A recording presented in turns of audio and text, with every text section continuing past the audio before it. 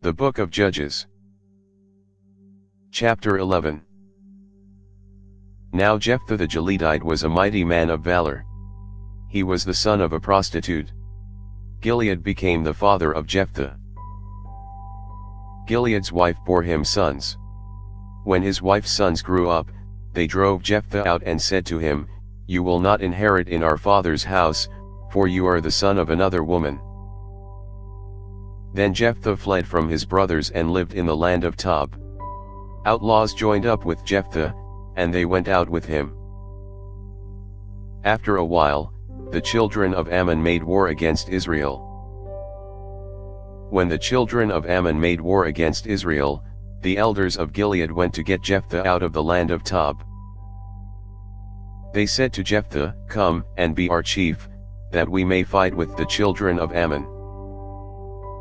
Jephthah said to the elders of Gilead, "Didn't you hate me, and drive me out of my father's house? Why have you come to me now when you are in distress?" The elders of Gilead said to Jephthah, "Therefore we have turned again to you now, that you may go with us and fight with the children of Ammon. You will be our head over all the inhabitants of Gilead." Jephthah said to the elders of Gilead, "If you bring me home again to fight with the children of Ammon, and Yahweh delivers them before me, will I be your head?"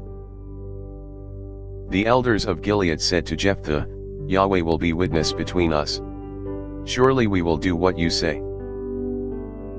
Then Jephthah went with the elders of Gilead, and the people made him head and chief over them. Jephthah spoke all his words before Yahweh in Mizpah. Jephthah sent messengers to the king of the children of Ammon, saying, "What do you have to do with me, that you have come to me to fight against my land?" The king of the children of Ammon answered the messengers of Jephthah, "Because Israel took away my land when he came up out of Egypt, from the Arnon even to the Jabbok, and to the Jordan.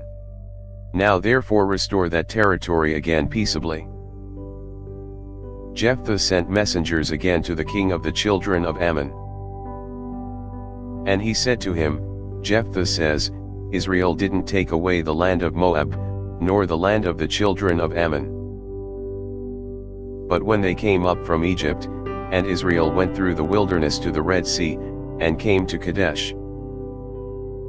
Then Israel sent messengers to the king of Edom, saying, Please let me pass through your land, but the king of Edom didn't listen.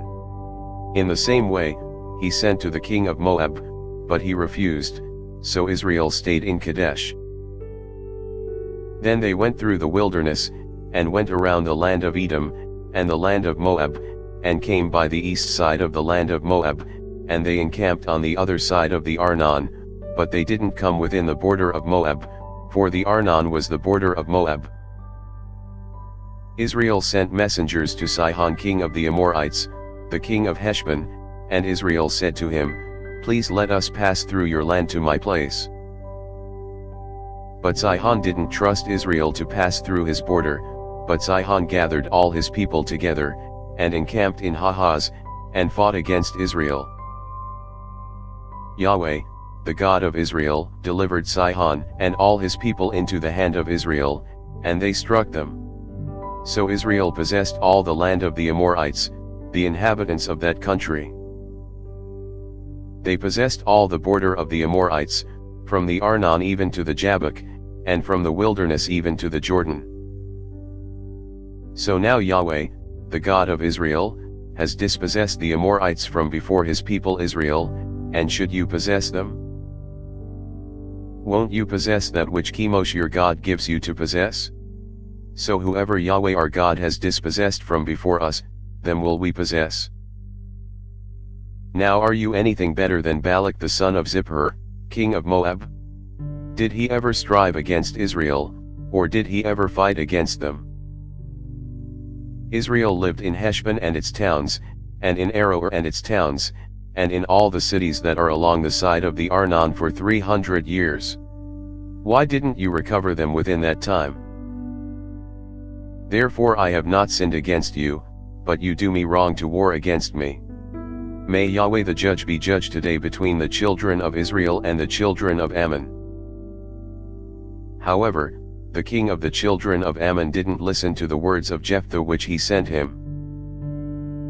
Then Yahweh's spirit came on Jephthah, and he passed over Gilead and Manasseh, and passed over Mizpah of Gilead, and from Mizpah of Gilead he passed over to the children of Ammon.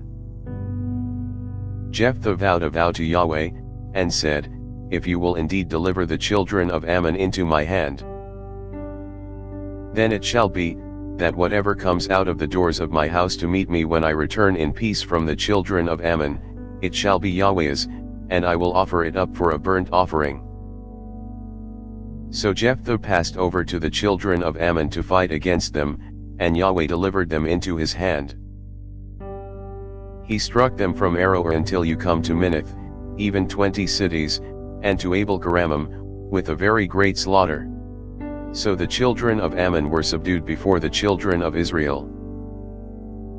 Jephthah came to Mizpah to his house, and behold, his daughter came out to meet him with tambourines and with dances. She was his only child. Besides her he had neither son nor daughter. When he saw her, he tore his clothes, and said, "Alas, my daughter! You have brought me very low, and you are one of those who trouble me, for I have opened my mouth to Yahweh, and I can't go back." She said to him, "My father, you have opened your mouth to Yahweh, do to me according to that which has proceeded out of your mouth, because Yahweh has taken vengeance for you on your enemies, even on the children of Ammon."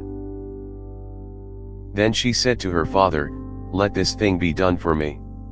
Leave me alone 2 months, that I may depart and go down on the mountains, and bewail my virginity, I and my companions." He said, "Go." He sent her away for 2 months, and she departed, she and her companions, and mourned her virginity on the mountains. At the end of 2 months, she returned to her father, who did with her according to his vow which he had vowed. She was a virgin. It became a custom in Israel that the daughters of Israel went yearly to celebrate the daughter of Jephthah the Gileadite 4 days in a year. Thanks for listening. If you liked our video, give us a thumbs up and subscribe, it really helps.